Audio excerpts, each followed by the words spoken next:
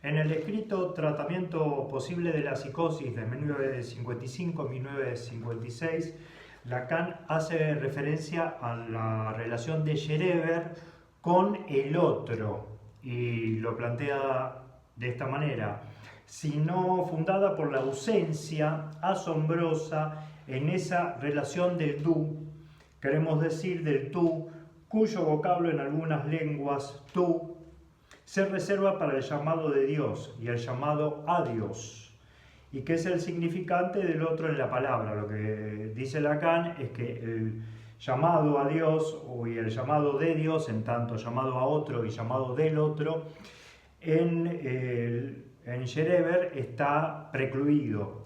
Conocemos los falsos pudores acostumbrados en la ciencia a este respecto, son compañeros de los falsos pensamientos de la pedantería, cuando arguye lo inefable de la vivencia, es decir, que está refiriéndose a que son pensamientos pedantes plantear que hay algo inefable en la vivencia. Y sigue, o aún de la conciencia mórbida, para desarmar el esfuerzo de que ella se dispensa, a saber, que se requiere en el punto donde justamente no es inefable, puesto que ello habla, es decir, la relación del sujeto con el otro no comprende una dimensión inefable, sino que está articulada, ello habla, donde la vivencia, lejos de separar, se comunica, es decir, que la vivencia no es ni inefable, ni aislada, ni separada del otro, donde la subjetividad entrega su estructura verdadera, aquella donde lo que se analiza es idéntico a lo que se articula. La relación del sujeto con el otro implica una estructura, y una estructura, por supuesto, articulada. Esto lo planteo porque muy comúnmente en el psicoanálisis lacaniano se plantea que el centro o el núcleo del ser es algo inarticulado, inarticulable, que no comporta, que no forma parte de una estructura, y separada, más que separada, no diría separada, sino aislada del otro, sin el otro. En La dirección de la cura y los principios de su poder, de 1958, plantea lo siguiente, es un poco extenso. Se concibe que para apoyar una concepción tan evidentemente precaria, algunos de ultramar, es decir, del otro lado del mar de Francia, se está refiriendo a Estados Unidos, hayan sentido la necesidad de introducir en ella un valor estable, un patrón de la medida de lo real, es el ego autónomo. Es decir, los norteamericanos establecieron una medida de lo real, un indicador de salud, un valor estable que es el ego autónomo. Es el conjunto que se supone organizado de las funciones más dispares para prestar su apoyo al sentimiento de lo innato del sujeto. Es decir, hay algo innato al sujeto o del sujeto, pero este ego autónomo es el que lo organiza, lo integra. Se lo considera autónomo por el hecho de que se supone que está al abrigo de los conflictos de la persona. Se reconoce aquí un espejismo trasnochado que la psicología de introspección más académica había rechazado ya como insostenible. Esa regresión es celebrada, sin embargo, como un retorno al redil de la psicología general. Es decir, que pensar que hay un ego autónomo, pensar que hay una norma de estabilidad o de salud, o que hay un agente integrador de los conflictos que está a salvo justamente de los conflictos, es retornar a la llamada psicología general. Sea como sea, resuelve la cuestión del ser del analista. Un equipo de egos menos iguales, porque ego es homófono a iguales en francés, sin duda que autónomos. Pero ¿en qué estampilla de origen se reconocían en la suficiencia de su autonomía? Es decir, autónomos, son autónomos, pero ¿con respecto a qué? ¿En relación a qué algo o alguien se puede decir que es autónomo? Se ofrece a los norteamericanos para guiarlos hacia la happiness, sin perturbar las autonomías, egoístas o no, que recubren con sus esferas sin conflicto el American Way hacia ella. Es decir, los psicoanalistas, cuando pasan a Estados Unidos, evocan la posibilidad de una norma de salud, pero que se adapte muy bien a la forma de vida norteamericana. Acá Lacan está haciendo referencia a la ideología. Según Lacan, se degrada la enseñanza de Freud, el sentido de la enseñanza de Freud, para hacerlo pasar por una concepción teórica afín, acorde a una ideología, y una ideología yanqui que tiene que ver con la posibilidad de pensar un yo autónomo, libre, integrado y fuera de todo conflicto, y justamente trabajar para que eso se logre. En su versión del sujeto y dialéctica del deseo de 1960, Lacan vuelve sobre este tema y dice: no volveremos aquí a la función de nuestro estadio del espejo, que es donde Lacan presenta cómo es la formación del yo para él, el yo en tanto alienado al yo, al semejante, al yo del otro, o al yo otro, con minúscula, pero determinado por el yo con mayúscula. Punto estratégico primero alzado por nosotros como objeción al favor concedido en la teoría al pretendido yo autónomo, que es el yo de la ego psychology, cuya restauración académica justificaba el contrasentido propuesto de su reforzamiento en una cura desviada desde entonces hacia un éxito adaptativo. Es decir, se desvía la cura hacia la necesidad de que los sujetos se adapten al modo de vida, a la ideología, a la manera de entender el mundo, al trabajo, a la sexualidad, a la pareja, etcétera, norteamericano. Fenómeno de abdicación mental. Abdicaron los psicoanalistas, conectado con el envejecimiento del grupo en la diáspora de la guerra y reducción de una práctica eminente a una etiqueta adecuada para la explotación del American Way of Life. Entonces, Lacan acá está hablando de ideología, como les decía antes, y de que se desvió la técnica y la concepción freudiana hacia lo que convenía entender en Estados Unidos como lo que sería la salud, la integración, la adaptación, y cómo eso, por supuesto, tenía efectos en la clínica. En Kant con Sade, Lacan plantea lo siguiente: atengámonos entonces a decir que una práctica como la del psicoanálisis, que reconoce en el deseo la verdad del sujeto, no puede desconocer lo que va a seguir, sin demostrar lo que ella reprime. Es decir, que se trata de la verdad del sujeto en tanto sujeto del deseo y no de la posibilidad de reforzar al yo para que se adapte a las prerrogativas sociales. En el saber del psicoanalista, que son unas charlas que da en Santán entre 1971 y 1972, Lacan plantea lo siguiente: lo que quisiera entonces decir más libremente es que, haciendo alusión en este escrito a aquello con lo cual me encuentro en posición de abrirme paso a este discurso analítico, es muy evidentemente, en tanto lo considero como constituyendo, al menos en potencia, esta especie de estructura que designo con el término discurso, el discurso como estructura, es decir, aquello por lo cual, por el simple efecto del lenguaje, se precipite el lazo social, es decir, el lenguaje se articula, se precipita en lo social en tanto conformación del discurso. Nos dimos cuenta de eso sin tener necesidad del psicoanálisis, y hasta es lo que se llama habitualmente ideología. Podríamos pensar que lo que denuncia Lacan es que el discurso psicoanalítico se articuló muy bien, más que se articuló, se tornó obsecuente con la ideología,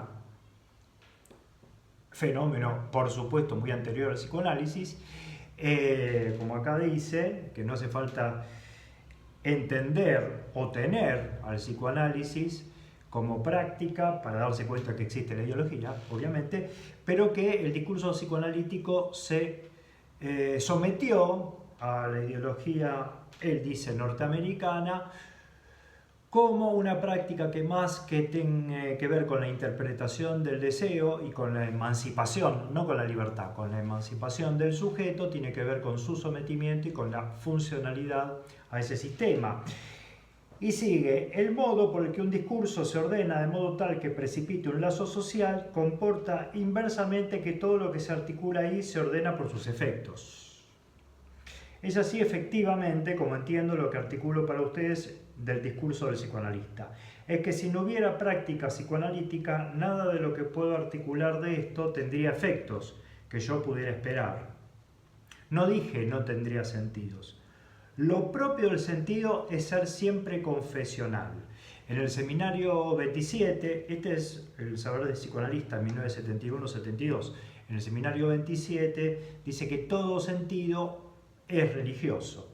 Acá dice, lo propio del sentido es ser siempre confesional, es decir, hacer de puente, ¿sí? Hacer de puente, recuerden, al sumo pontífice, querer hacer de puente entre un discurso en tanto se precipita ahí un lazo social con lo que en otro orden proviene de otro discurso. Lo molesto es que cuando proceden, como acabo de decir en este escrito, que es cuestión de proceder, es decir, de apuntar a un discurso, a lo que hace ahí función de uno. Lo que hace ahí función de uno es lo que implica el discurso del amo. El discurso del amo hace función de uno en tanto uno indivisible, en tanto uno no dividido por el significante. ¿Qué es lo que hago dado el caso? Si me permiten este neologismo, hago enología.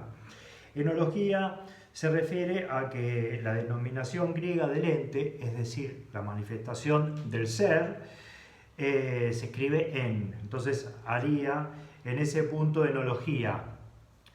Discurso del ser, discurso de la manifestación del ser, del ente. Discurso del amo, porque el ser sería el uno, lo indivisible, lo que es igual a sí. Con lo que articulo, cualquiera puede hacer una ontología de acuerdo a lo que supone, más allá justamente de estos dos horizontes que marqué, por estar definidos como horizontes del significante. Es decir, los horizontes del significante implican la división y por ende implican el sujeto del deseo, ya que el deseo se ubica entre significantes. Esto lo opone a la ontología, según Lacan, o al discurso del ser, es decir, a aquello que se presenta como igual a sí, aquello que implica el discurso del amo.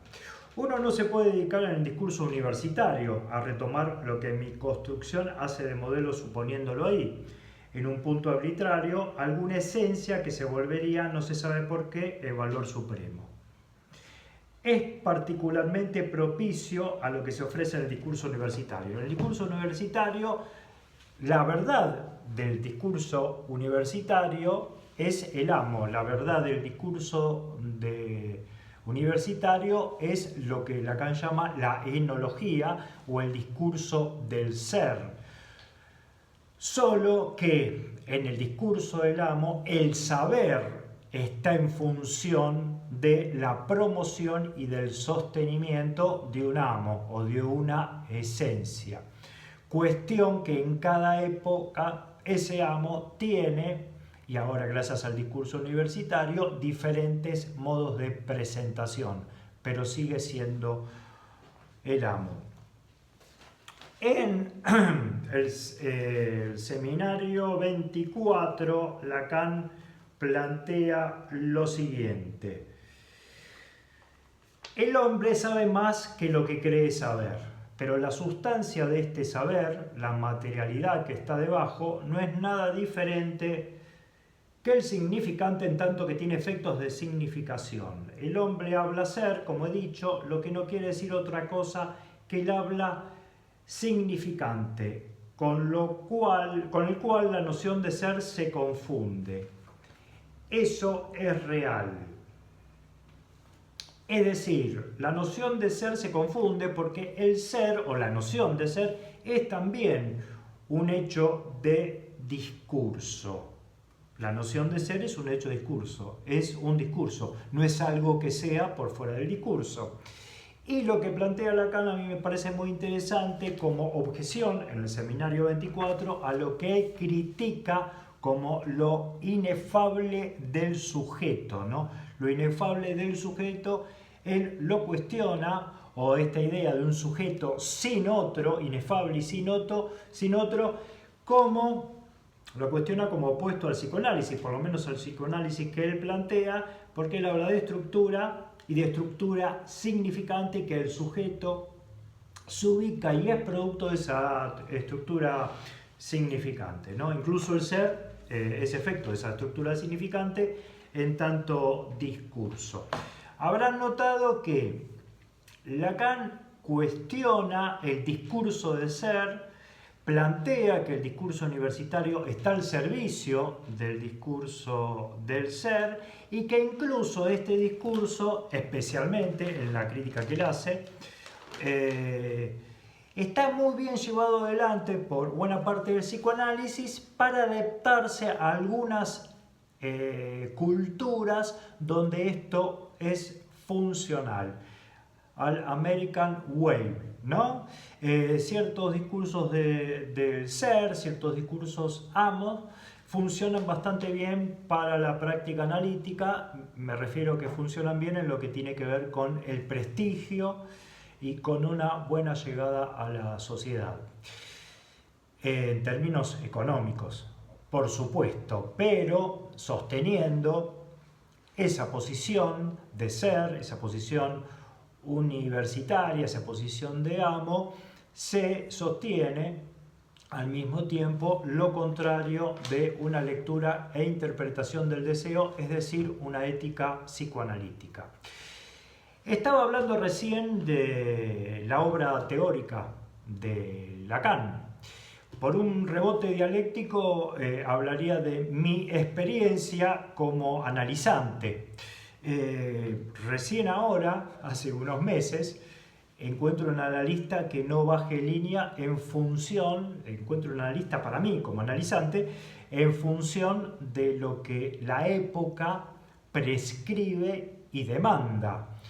De hace 25 años que voy a diferentes psicoanalistas y lo que hacen es bajar discurso universitario, es decir, deber ser. Y deber ser no en función de un amo tradicional, sino en lo que conviene económicamente y conviene a nivel de prestigio y de estabilidad social para la persona del psicoanalista. Es notorio cómo antes se suponía que había que reforzar al yo y ahora hay que, para la mayoría, no todos, no sé si la mayoría, pero una parte muy importante de los psicoanalistas, reforzar el goce o adecuarlo o equilibrar el goce, que sería lo mismo, sería alguien que te dice antes cómo equilibrar el yo y ahora otro que con otras palabras apunta a enseñarte cómo vivir, qué hacer, qué está bien y qué es lo que está mal. Ahora con el argumento, también universitario, de moderar el goce o la satisfacción pulsional. Es preocupante, lo he notado como analizante, que no hay casi analista que no baje línea, quizá porque tiene miedo de quedarse fuera de la ideología, que es lo que también se llama el sentido común, porque bueno, quedarse afuera del sentido común es quedarse afuera de la obra social, de la prepaga, del hospital, de la práctica clínica. Después te llaman a menos conferencias, a menos seminarios, te compran menos libros, etc. Entonces, quizá Lacan criticaba a los viejos, ¿no? La segunda y tercera generación de discípulos de Freud, pero ahora está pasando lo mismo en el psicoanálisis lacaniano. Incluso aquellos que critican esta idea de goce inefable, esta idea milleriana de goce inefable, en la práctica clínica, Miller es Gardel, Lepera y los tres guitarristas, en comparación con estas personas, porque parece que para videos de YouTube y libros sí pueden criticar a Miller, pero después cuando hay que cobrarle al paciente llevan adelante la misma práctica monetizante y acorde a la ideología que las instituciones y las personas que cuestionan. Bueno, hasta la próxima.